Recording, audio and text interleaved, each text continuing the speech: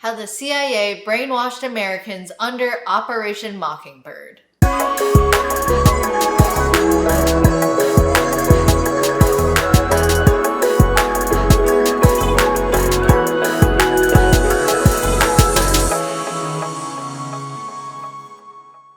A special thanks to Yal for supporting my work. Check out their Win at the Door program where you can get paid to do outreach at yaliberty.org/FA. And thanks to brainchildengineering.com, where you can build and launch your invention. Operation Mockingbird is the name of a covert CIA program developed during the Cold War to both gain intel and spread propaganda using journalists, media outlets, and student groups. Over the course of some 25 years between the 1950s and the 1970s, more than 400 journalists carried out clandestine work for the CIA, from sharing information about foreign targets to publishing pieces that propagandized Americans with the CIA's agenda. The first major insight into these activities came with the 1967 expose by Ramparts magazine, which reported that the National Student Association, a confederation of college and university student governments, was being used domestically for intel and spying via CIA funding.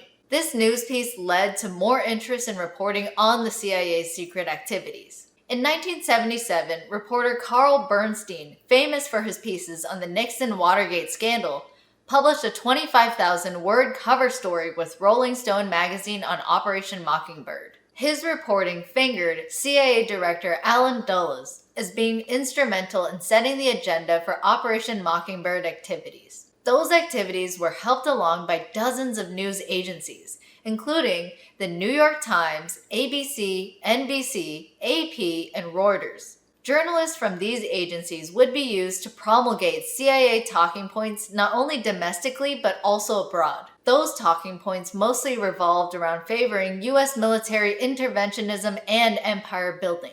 Journalist interview appointments were also leveraged to gain access so that the CIA could get insights on the personalities of foreign officials and motivations of political groups. The publicity of the CIA's operations caused some concern, even among members of Congress, as they wondered if they themselves had ever been a target of a CIA program. Democrat Senator Frank Church of Idaho decided to lead an investigation into the CIA's activities and called a special U.S. Senate committee for that purpose in 1975. The committee, commonly known as the Church Committee, held hearings and published their findings in 6 books released April 1976. During the hearings, CIA Director William Colby admitted that the CIA had people who submitted pieces to American journals. When asked whether the CIA had agents working for television networks or agents paid to write for national news services like AP and UPI, Director Colby successfully deflected and asked if he could handle those questions at an executive session, keeping the responses out of public view.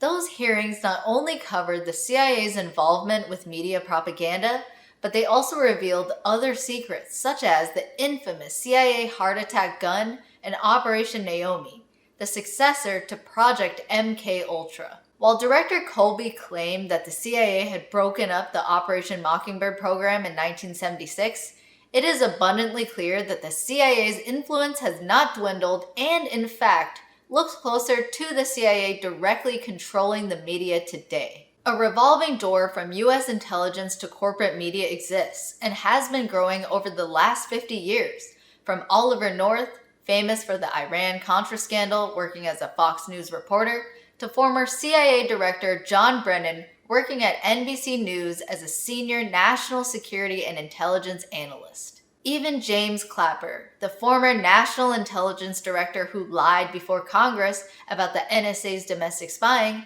has found himself a home at CNN as a national security analyst. Glenn Greenwald, the journalist famous for breaking the Edward Snowden story, has noted the continued entrenchment of corporate media and deep state interests, especially where controlling a narrative is important. For example, Greenwald noted that the media's dismissal of Hunter Biden's laptop contents as Russian disinformation was a clear indicator that the CIA's control is alive and well. So, next time you see some agenda being repeated with eerie similarity across multiple networks, Keep in mind that the corporate media is deeply intertwined with maintaining CIA narratives for the control and benefit of themselves and their connected political friends.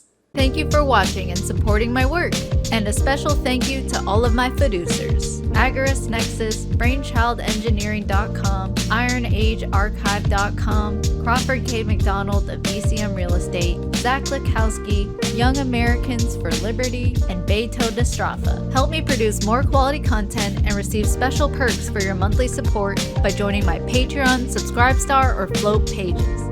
Check out my latest events at thevents.com and grab some great merch at treesofliberty.org. See you soon! Yes, freeze!